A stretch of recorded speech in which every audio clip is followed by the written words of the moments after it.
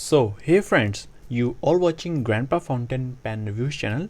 This channel is only about pens and inks and notebooks. If you're a pen lover, then this channel is for you. Kindly subscribe my channel for future updates. So today I'm going to show you how to disassemble Parker 25 made in England fountain pen and how to reassemble it. I'm using very normal tools like this plucker and this normal gripping rubber. Now I'm going to start. Firstly, remove the cap, and this has a nice semi-hooded nib. Remove the barrel and remove the converter also, and you have to put the plucker like that. And firstly, put one end and just like little bit pull it outside, and when it has nice space, then put both ends, and only you have to pull it outside. So little bit dirty, but it works well, friends. So as you can see, firstly I'm going to cleanse it, and if you want to reassemble it, then you only have to do little bit pressure on back and little bit.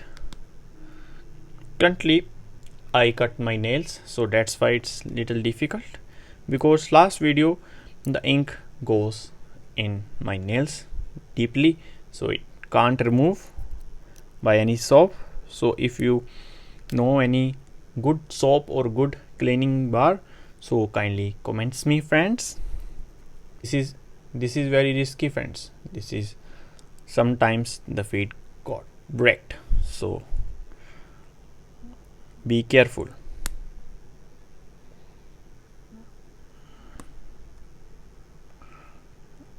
This is very challenging, but I like challenges.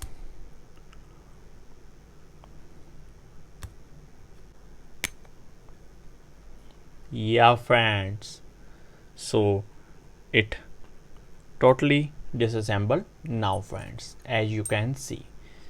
So you can clean it like put in deep water.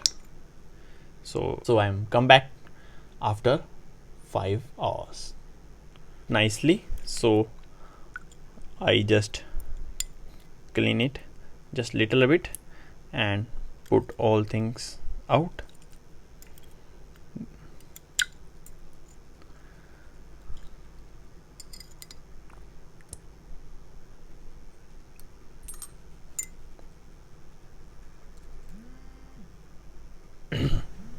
So now I'm gonna tell you how to reassemble it.